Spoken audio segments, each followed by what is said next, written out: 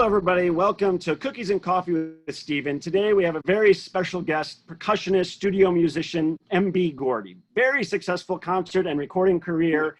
He's endorsed by Yamaha, Remo, Vic Firth, Gunbobs, Von Craft, Rhythm Tech, Peisty, and Golden Swamp Percussion.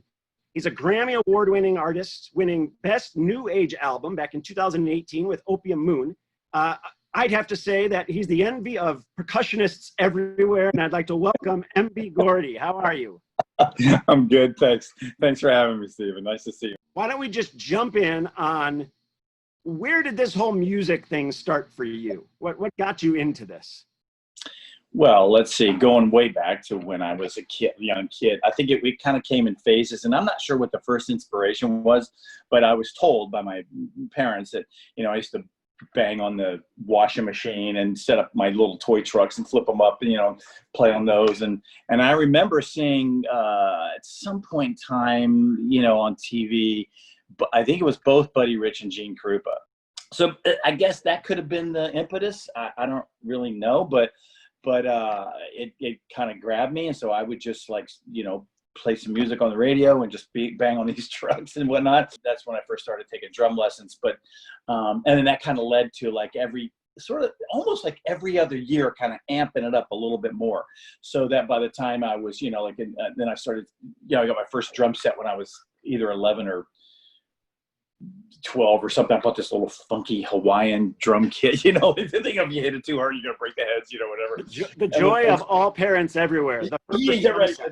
That I bought this plastic, everything was plastic, Beatles snare drum, and it had to have that. And it was like, I wish I still had it, but I don't know what happened to it now, but because that would be a serious collector's item probably. But anyway, so then that led to another thing. Then I got my first kind of real drum kit when I was, I want to say 13 or 12 or something. And then started taking lessons, and then that amped up and eventually I was, in the high school band and president of the band and head of the drum section and like that. So when I was in high school, I really was like, I want to learn another instrument, man. I want to learn how to, about not just drum notation, but I want to learn notes. Because I didn't come from a background in a environment where, I grew up playing piano. I regret that, to be honest with you, to this day. But that's why when I teach and any time I'm doing interviews and stuff, I say, learn the piano, anybody and everybody. So I was like, so I tried to teach myself the oboe because I love the oboe. Little did I know that when my band instructor gave me the oboe, he said, okay, so yeah, just practice. So I'd go home every day and I get like 5 notes up the scale and just never be able to finish anything, right? And then I tried the trumpet. So, at any rate, I will say this, that I'm not sure if all through my childhood, if I really understood or knew what the word discipline really meant, but I discovered it at 20 for sure. If I didn't know it before, I knew what it was, because there was a scene that happened. I almost didn't get into this school. I applied, I got in, but I hadn't actually auditioned. This was a school in New Jersey called Glassboro State. Now it's Rowan University. So I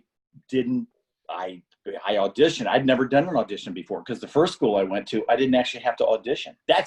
Will never happen. That won't ever happen. Right. The guy didn't want to accept me, and I was like, I was shocked. I was freaking out. And I just said, well, I don't know what to say.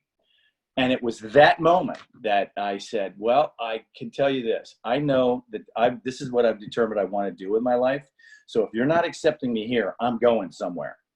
And that led to oh, now I guess I am going to be a performance major. Well, God, you got to be good to do that. Every phase of the way. Then I came out to California, went to Cal Arts.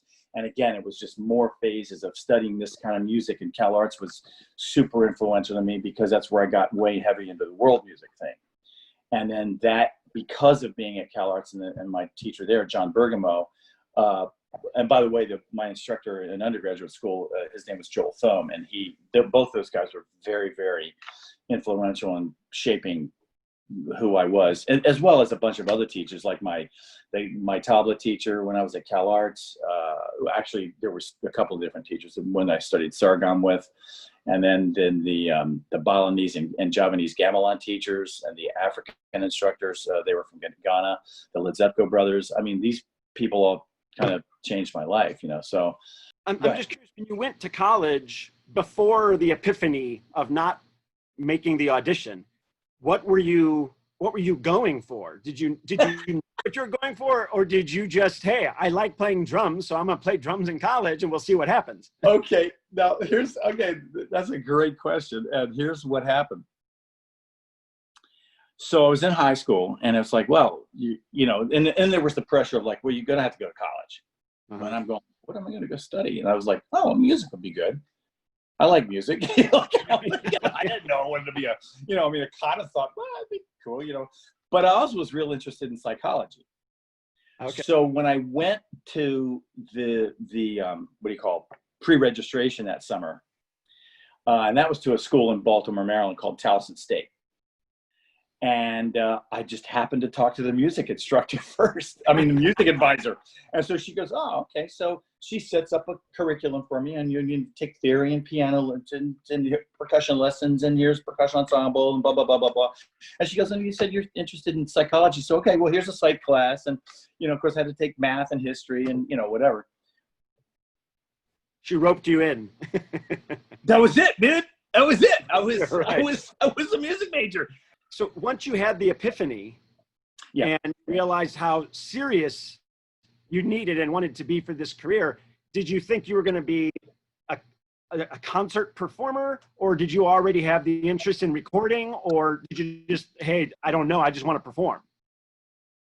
It was, well, you know, in those days, it was like there was the back part of your brain, also because of the way I was raised and everything. It's like, well, you know, like how many times we all heard this, better have something to fall back on, you know what I mean? Fall back, yeah. You know, once I realized that how much work, you know, that's when, you know, because I knew I was first semester at Glassboro, I was going to be on probation. I was on probation. Once I realized, well, this is what I'm going to have to do to pull this off, I was practicing more in my life than that I ever was able to ever after that. Because, and this is another thing I tell people too, is when they're young, is take advantage of the time now, right, when you can, because as you get older, you just have more responsibilities between any work or jobs you might have to do, or even as a young person, maybe even that too. But certainly as you get older, then you're in some kind of a relationship, and then you have kids, and then blah, blah, blah, blah, blah, blah. All that other stuff that you could have been doing when you were younger and you didn't do, you're not going to get done now. right. Yep. You know, it's just not going to happen.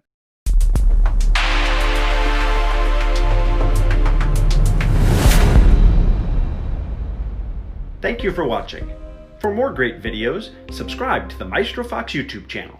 To learn more about the Maestro, visit StevenAllenFox.com.